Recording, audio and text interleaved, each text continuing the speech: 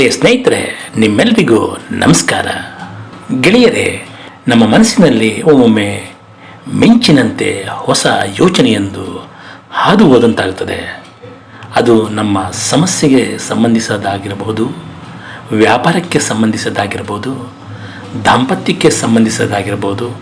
ಯಾವುದೋ ಒಂದು ಮನಸ್ಸಿನಲ್ಲಿ ಮೂಡಿದ ಆ ಯೋಚನೆ ನಮ್ಮ ಯಾವುದೋ ಸಮಸ್ಯೆಯ ಪರಿಹಾರವೂ ಆಗಿರ್ಬೋದು, ನಮ್ಮ ಭವಿಷ್ಯದ ಬೆಳಕಿನ ಕಿಂಡಿಯೂ ಆಗಿರ್ಬೋದು. ಗೆಳೆಯರೇ, ಎಂದಾದರೂ ನೀವು ಇಂಥ ಅನುಭವಕ್ಕೆ ಈಡಾಗಿದ್ದೀರಾ?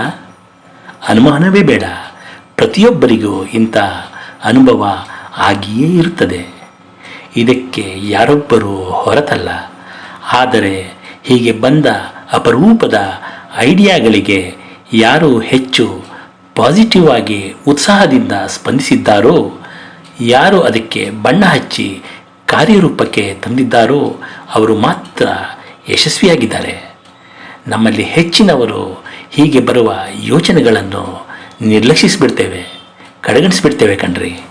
ಗೆಳೆಯರೇ, ನಿಮಗೆ ಗೊತ್ತಿರಲಿ, ನಮ್ಮ ಮನಸ್ಸು ಯಾವ ಹೊಸ ಐಡಿಯಾಗಳಿಗೆ ಗರ್ಭ ತಾಳುತ್ತದೋ, ಯಾವುದನ್ನು ಸಾಧಿಸಲು ಸಾಧ್ಯವೆಂದು ನಂಬುತ್ತದೋ ಅಂಥವುಗಳನ್ನು ಖಂಡಿತ ನಾವು ಸಾಧಿಸ್ಬೋದು. ಹೊಸ ಹೊಸ ಯೋಜನೆಗಳು ಮನಸ್ಸಿನಲ್ಲಿ ರೂಪುಗೊಂಡಾಗಲೆಲ್ಲ ಮೊದಲು ನಾವು ನಮ್ಮ ಬಗ್ಗೆಯೇ ನಂಬಿಕೆಯನ್ನು ತಂದುಕೊಳ್ಬೇಕು.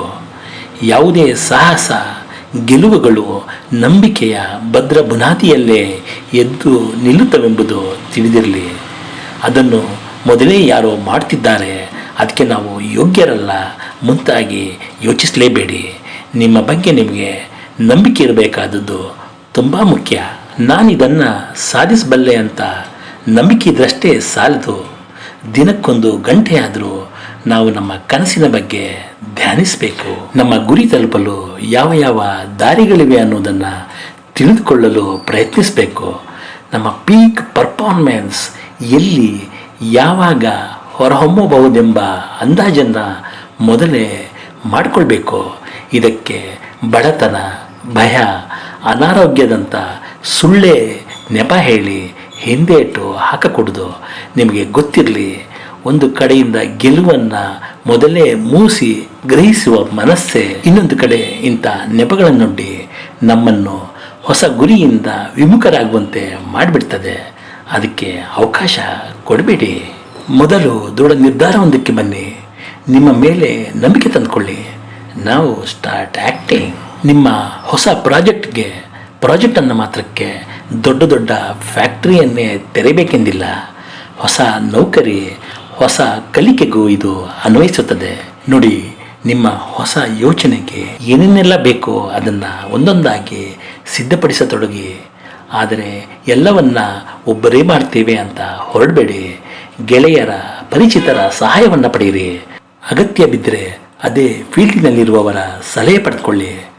ಆದರೆ ನಿರ್ಧಾರ ಮಾತ್ರ ನಿಮ್ಮದೇ ಆಗಿರಲಿ. ಸೊ, ಇನ್ನು ನಿಮ್ಮ ನಂಬಿಕೆಯ ಬಗ್ಗೆ ನಿಮಗೆ ಅನುಮಾನ ಬರಲು ಸಾಧ್ಯವೇ ಇಲ್ಲ. ಯಾಕಂದರೆ ನಿಮ್ಮ ಮನಸ್ಸಿನಲ್ಲಾಗಲೇ ಗೆಲುವಿನ ಗರ್ಭ ನಿಂತಾಗಿದೆ. ಹಾಗೊಂದು ವೇಳೆ ನಿಮ್ಮ ಯೋಜನೆ ನಿರೀಕ್ಷಿತ ಮಟ್ಟದ ಸಫಲತೆ ಹೊಂದದೆ ಹೋದರೆ ನಿರಾಶರಾಗಬೇಡಿ.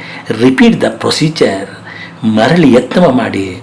ಅನೇಕರು ಈ ಹಂತದಲ್ಲಿ ಹಣದ ಅಡಚಣೆಯ ನೆಪವೊಡ್ಡಿ ಹಿಂದೆ ಸರಿತಾರೆ. ಆದರೆ ನಿಮಗೆ ಗೊತ್ತಿರಲಿ, ಮೊದಲೇ ಹಣವಿದ್ದವರು ಅದನ್ನು ಕಳೆದುಕೊಳ್ಳುವ ಸಂಭವ ಜಾಸ್ತಿ. ಆದರೆ ಹಣವೇ ಇಲ್ಲದ ದೊಡ್ಡ ಕೆಲಸಕ್ಕೆ ಕೈ ಹಾಕುವವರು ಗೆಲ್ಲುವ ಅವಕಾಶನೇ ಜಾಸ್ತಿ ಇರುತ್ತೆ ಕಣ್ರಿ. ಅದಕ್ಕೆ ಹೇಳಿದ್ದು, ನಿರಂತರವಾಗಿ ನಿಮ್ಮ ಮನಸ್ಸಿನಲ್ಲಿ ಬರ್ತಿರುವ ಹೊಸ ಹೊಸ ಯೋಚನೆಗಳನ್ನ ನಿರ್ಲಕ್ಷಿಸಬೇಡಿ. ಅದಕ್ಕೆ ತಡೆಯೊಡ್ಡುವ ಪ್ರಯತ್ನವೂ ಮಾಡಬೇಡಿ. ಅದರ ಕುರಿತು ಧ್ಯಾನಿಸಿ, ಅದಕ್ಕೆ ಬಣ್ಣ ಹಚ್ಚಿ. ಗೆಲುವಿನ ಗರ್ಭ ಸಿದ್ಧವಾಗಿಬಿಡ್ತದೆ. All the best. Thank you. ಜೈ ಹಿಂದ್, ಜೈ ಕರ್ನಾಟಕ.